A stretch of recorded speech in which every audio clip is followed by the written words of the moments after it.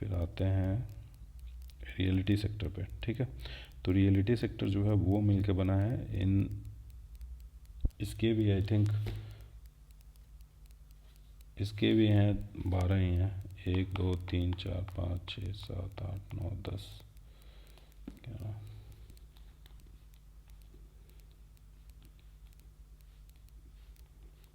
10 हैं इसमें, ठीक है। 10 कंस्टिट्यूएंट हैं इसके, तो 10 से ये बन गए। डीएलएफ का सबसे बड़ा स्टेक है, फिर गोदरेज प्रॉपर्टी है, फिर लोधा कंस्ट्रक्शन है, फिर प्रेस्टीज है, ओबरॉय रियलिटी है, नहीं, लोधा के बाद फोनिक्स लिमिटेड है, प्रेस्टीज, ओबरॉय रियलिटी, ब्रिज, शोभा। शोभा अभी कुछ दिन पहले लास्ट मंथ इसने अच्छा रिटर्न दिया, शोभा मेरे रडार पे आया था। फिर है स्वान एनर्जी एंड महालाइफ, ठीक है। तो अब देख लेते हैं इन स्टॉक्स के अभी हम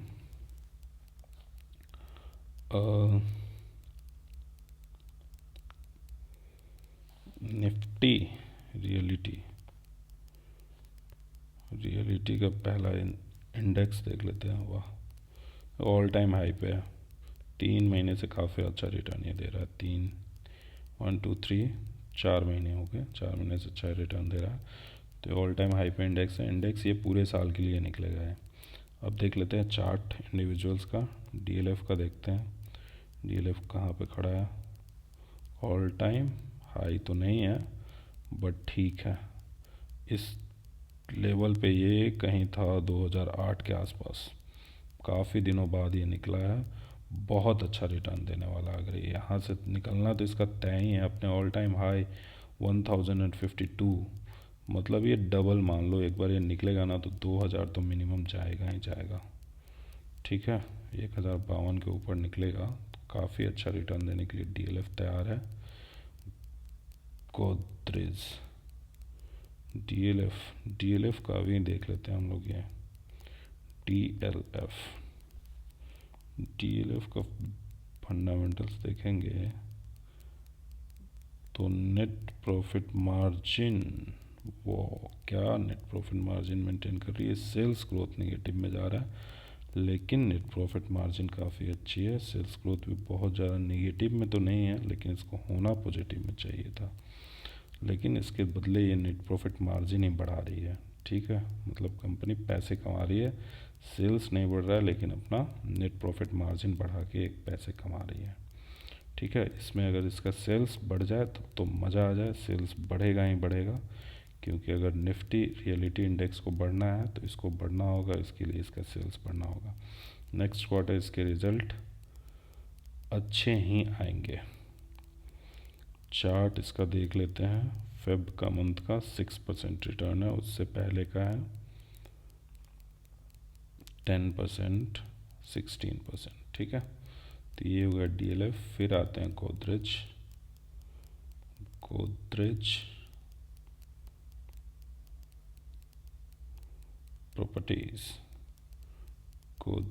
प्रॉपर्टीज़ इस मंथ में इसके थोड़े से रिट्रेसमेंट है, 3%। ये तो अभी मंथ कंप्लीट नहीं हुआ है, ऊपर चला जाएगा। तो ये भाई साहब अपने ऑल टाइम हाई के, इनका ऑल टाइम हाई है 2600 के आसपास है, ठीक है। और ये अभी चल रहे हैं 2300, ठीक है। तो इनको 26 जाने में ज़्यादा टाइम नहीं लगेगा और ये निकलेंगे, और ये भी एक अच्छा ग्रोथ देने के लिए तैयार हैं, ठीक है। अब इसके बाद है थर्ड, इसके भी देख लेते हैं fundamental. Godrej properties limited, net profit margin ठीक है। सेल्स ग्रोथ इसने लास्ट जो ग्रोथ दिया ना 68% का ग्रोथ दिया भाई साहब। तो सेल्स ग्रोथ इसके अच्छे हैं, प्लेजिंग नहीं है, प्रॉपर्टी होल्डिंग, डेट है, डेट कवरेज रेशियो अच्छा है। सेल्स एंड मार्जिन इसके देख लेंगे, सेल्स एंड मार्जिन इसके फ्लक्चुएट कर रहे हैं। जो नीचे वाले हैं उसको देखते हैं, बड़े बड़े वाले को छोड़ देते हैं, पिलर्स को। तो नीचे वाले में ये ठीक ठाक मतलब चल रहा है अभी, ठीक है। ये क्वार्टर के ईयर ऑन ईयर यहाँ सेल्स ग्रोथ दिया हुआ 68% का। तो ये भी सेल्स दोनों बड़े कंपनीज के अच्छे नहीं हैं, लेकिन सेल्स अच्छे आने का काफ़ी चांसेस है। अब देख लेते हैं लोधा लोधा लोधा डेवलपर्स, लोधा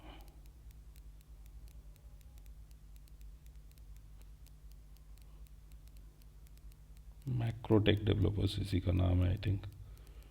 ठीक है, फर्स्ट टाइम मैं इसको देख रहा हूँ अभी, लोधा डेवलपर्स।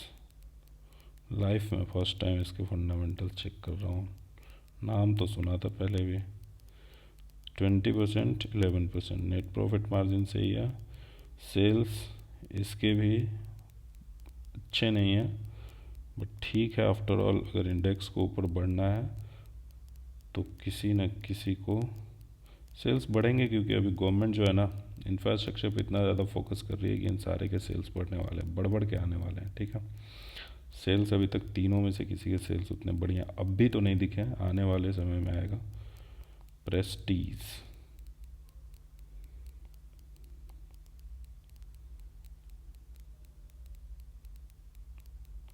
जी ठीक है, प्रेस्टीज ये स्टेट प्रोजेक्ट्स, प्रेस्टीज के देखते हैं। प्रेस्टीज प्रेस्टीज प्रेस्टीज प्रेस्टीज, इसके सेल्स में भी उतना ग्रोथ नहीं है। गोदरेज प्रॉपर्टी का लास्ट ईयर सेल्स जो ग्रोथ है ना, वो सबसे बढ़िया है। नेट प्रॉफिट मार्जिन में इसने भी थोड़ा अपना फ्लक्चुएशन आया था। ठीक है, तो नेट प्रॉफिट मार्जिन में यहाँ पे आते रहता है इस सेक्टर में। इसके चार्ट्स देख लेते हैं। गोदरेज सीपी का हो गया, लोधा का हमने देखा नहीं था।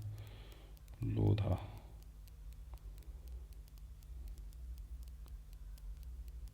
माइक्रोटेक वही है। ये भी हल्का सा रिट्रेसमेंट यहाँ पे दिखाया था। ठीक है, ठीक है, लेकिन इस साल के ये सारे अगर प्रॉफिट, कभी कभी होता है ना कि अच्छे प्रॉफिट नहीं भी होते हैं, नहीं ये करते हैं, फिर भी बढ़ जाते हैं स्टॉक्स, तो ये बढ़ेंगे। लेकिन अभी जैसा मुझे दोनों में लग रहा है ना, इनमें और पीएसयू बैंक्स में, तो पीएसयू बैंक्स क्योंकि सेल्स ग्रोथ भी दे रहा है, प्रॉफिट भी बढ़िया है, तो उनमें इन्वेस्ट करना इनमें इन्वेस्ट करना से ज़्यादा अच्छा होगा। ठीक है, प्रेस्टीज के चार्ट देख लेते हैं। लेकिन इन पे ये 12 स्टॉक्स जो है ना, इन पे नज़र बना के चलना होगा कि जैसे ही इनके रिजल्ट्स आते हैं, सेल्स ग्रोथ बढ़िया दिखता है, तो इसमें आप इन्वेस्ट कर सकते हैं। ठीक है, तो प्रेस्टीज के ये है, ये भी अपने हाई के आसपास ही है। 1440 का हाई लगाया था, अभी 1100 के आसपास है। इस मंथ में 10% का रिट्रेसमेंट है।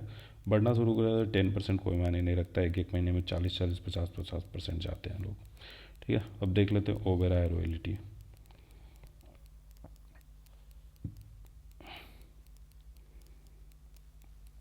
ओबेरॉय रॉयल्टी का भी अभी लास्ट मंथ भी ख़राब गया, ये मंथ भी ख़राब गया है।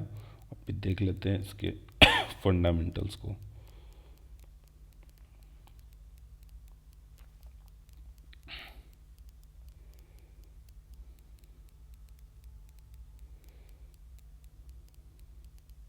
नेट प्रॉफिट मार्जिन अच्छा है, सेल्स बहुत बढ़िया, किसी का भी सेल्स बढ़िया नहीं है। एक गोदरेज प्रॉपर्टी लास्ट सेल बढ़िया दिया था, लेकिन इनका प्रॉफिट मार्जिन ठीक ठाक है। ठीक है, इसके प्रॉफिट मार्जिन में तो अभी ड्रॉप ही आया है। ठीक है, सेल्स इसके ठीक है, थोड़े थोड़े इम्प्रूव कर रहे हैं। सेल्स ग्रोथ ठीक है, बहुत ज़्यादा ग्रो नहीं कर रहा, लेकिन इसके सेल्स ग्रोथ लास्ट 3 ईयर्स में इतने रहे हैं। तो ये अगर अभी, और लास्ट 5 ईयर्स में ये रहा है। लास्ट इसका जो सेल ग्रोथ था लास्ट ईयर का थोड़ा कम था, तो ये अभी ओबेरॉय रियलिटी इन सब में सबसे बढ़िया तो अभी ओबेरॉय रियलिटी ही है, जो कि एक कंसिस्टेंट दिया है। तो ये भी एक ठीक है, ये 1300 के आसपास का चल रहा है, 1309 के चल रहा है, 1500-1600 का इसका हाई है लगभग, तो ये निकाल लेगा वो उसको, तो ये काफ़ी अच्छा परफॉर्म करेगा। अब देखते हैं फोनिक्स एक्स।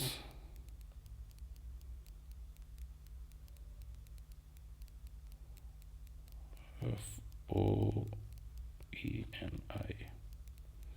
Phoenix limited. ये इसके चार्ट काफ़ी बढ़िया है। ये इस मंथ में भी 13% का रिटर्न दिया है। इसके देख लेते हैं फंडामेंटल्स। फोनिक्स PHOENI,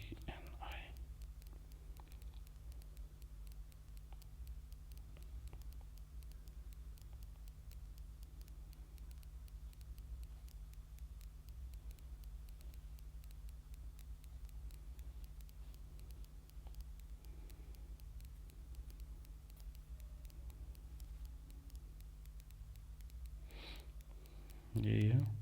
आज ही इसने 6% का रिटर्न दिया है। तो इसके फंडामेंटल क्योंकि इसके सेल्स ग्रोथ देखो कंसिस्टेंट है। 10% के 5 ईयर्स में 10%, 3 ईयर्स में 10%, लास्ट ईयर इसने सेल्स ग्रोथ बढ़ा के दिया है। तो देखो फंडामेंटल का कितना बड़ा असर पड़ता है, चार्ट पे सीधा दिख रहा है। इतने बड़े बड़े डीएलएफ, गोदरेज प्रॉपर्टी, ये सारे अभी ठंडे पड़े हुए हैं, और इसका क्योंकि फंडामेंटल स्ट्रांग है तो ये भी स्ट्रांग है। ठीक है। बाकी डीएलएफ और गोदरेज प्रॉपर्टीज़ को बढ़ना तो होगा, अगर इंडेक्स बढ़ना है तो इनको भी बढ़ना होगा, उसमें नो डाउट है। सेल्स ग्रोथ इनका इंक्रीज होके ही आएगा, आप देख लेना आने वाले क्वार्टर्स में। इसके नेट प्रॉफिट मार्जिन भी लगभग कंसिस्टेंट रहे हैं और सेल्स ग्रोथ काफ़ी बढ़िया दे रही है। तो ये रियलिटी में सबसे अच्छा अभी तक मुझे ये लगा फोनिक्स लिमिटेड। इसके अभी रेवेन्यू देख लेते हैं हम लोग। PHOENIX LTD।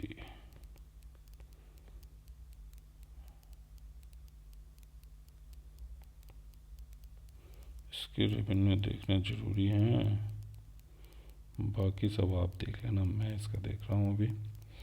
इसके रेवेन्यू ग्रोथ थोड़ा सा बीच में यहाँ पे कोविड के टाइम में ड्रॉप आया है, 21-22 वाले क्वार्टर में ड्रॉप आया है। बाकी फिर से इसने रेवेन्यू ग्रोथ भी दिया है। तो रियलिटी वाले में अब भी सबसे अच्छा मुझे लग रहा है उसमें महाबैंक, इसमें फोनिक्स लिमिटेड। अब देख लेते हैं, ओबराय हो गया, प्रेस्टीज हो गया, ब्रिज बचा है एक, BRI।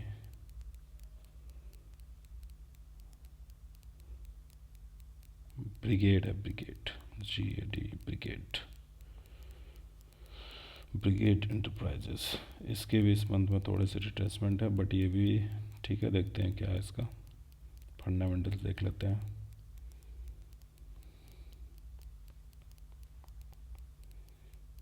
ब्रिगेड इंटरप्राइजेस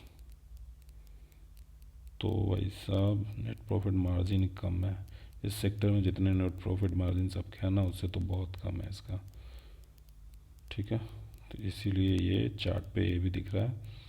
इसकी ग्रोथ, इसके शेयर्स में अगर ग्रोथ भी आएगा तो बहुत ज़्यादा ग्रोथ तो मैं नहीं समझता हूँ कि आना चाहिए।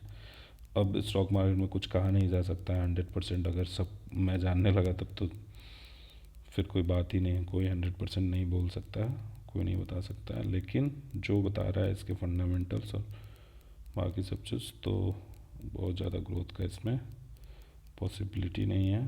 फोनिक्स ठीक है। हाँ, बड़े जो इसमें स्टेक होल्डर्स हैं उनको तो ग्रोथ पे जाना ही जाना होगा। फिर है आपके सोभा। सोभा के चार्ट देख लेते हैं। सोभा में नीचे है, सोभा के फंडामेंटल देख लेते हैं। सोभा लिमिटेड फंडामेंटल इसका क्या होता है, नेट प्रॉफिट मार्जिन इसके भी बहुत कम है। स्वान एनर्जी, SWANENERGY। मेरे लिए ना भाई, अगर कोई कंपनी का नेट प्रॉफिट मार्जिन नहीं, अगर मार्जिन नेट प्रॉफिट नहीं कमा पा रही है ना, तो उसके आगे मैं ज़्यादा कुछ देखता ही नहीं हूँ। जब कमा ही नहीं पा रहे हो यार, तो कौन लंगड़े घोड़े पे कौन दाव लगाए, वो भी जबकि घोड़ा मेरे पास नहीं है, उसको ना मैं कुछ कर सकता हूँ ना मेरे कंट्रोल में है, तो उस पर दाव लगाना ही बेकार है। स्वान एनर्जी काफ़ी अच्छा है, इसका मूवमेंट आया, देखते हैं स्वान एनर्जी का क्या है फंडामेंटल। SWANENER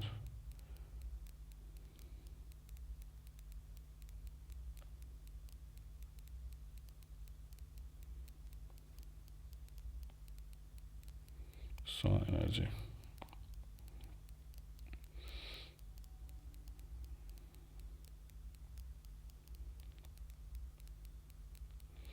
सेल्स ग्रोथ बहुत बढ़िया है, नेट प्रॉफिट मार्जिन बहुत बढ़िया नहीं है, लेकिन इसके सेल्स ग्रोथ के जो नंबर है वो बहुत बढ़िया है।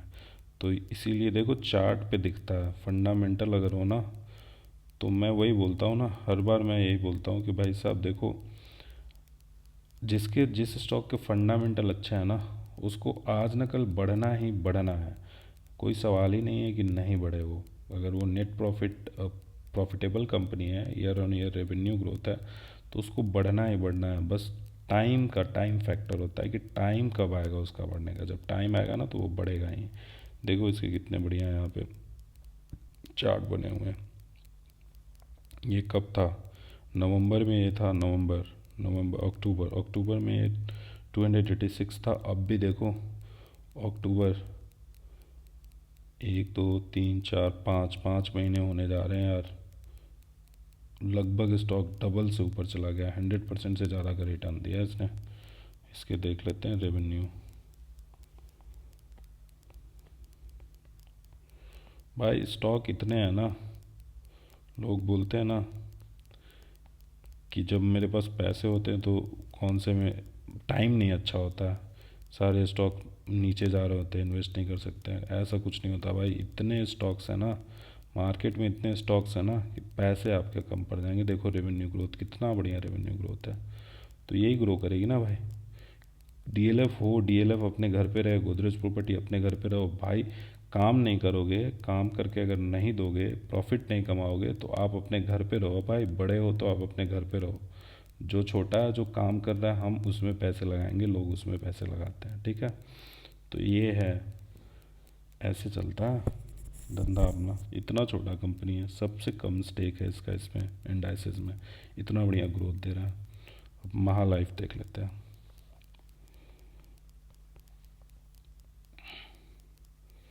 महालाइफ ऊपर जाके रिट्रेसमेंट लेके आया, देखते हैं इसके फंडामेंटल्स क्या बोलते हैं।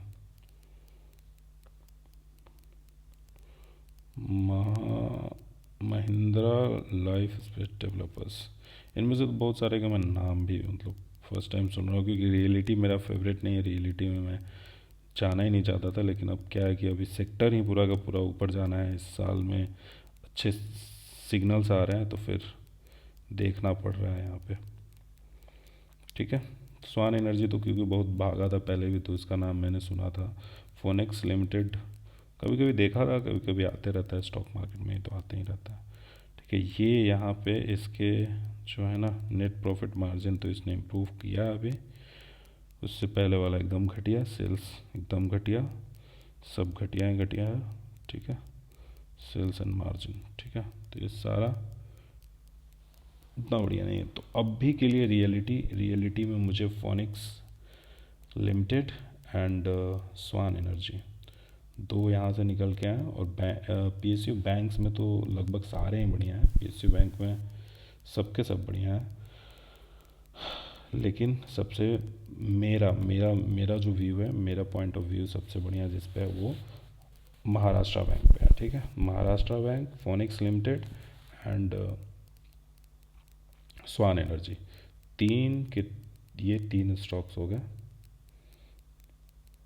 तीन स्टॉक हो गए, रियलिटी एंड पीएसयू बैंक से मेरे फेवरेट। बाकी आपको इनमें से किसी में भी इन्वेस्ट करना है तो अपने फाइनेंशियल एडवाइजर से एडवाइस लेके इन्वेस्ट करें, क्योंकि मैं कोई सीबी रजिस्टर्ड एनालिस्ट या एडवाइज़र नहीं हूँ। इसी के साथ इस वीडियो का आज एंड करते हैं। आपको अच्छा लगा मेरा स्टॉक सिलेक्शन का तरीका, और ऐसे ऐसे अच्छे बढ़िया और स्टॉक जो मल्टी बैगर पोटेंशियल रखते हो के लिए टाइम टू टाइम जानना चाहते हैं, तो मेरे चैनल को सब्सक्राइब कर लें, लाइक करें और शेयर करें, ठीक है। आज के लिए बस यहीं क्लोज़ करते हैं। Thank you very much.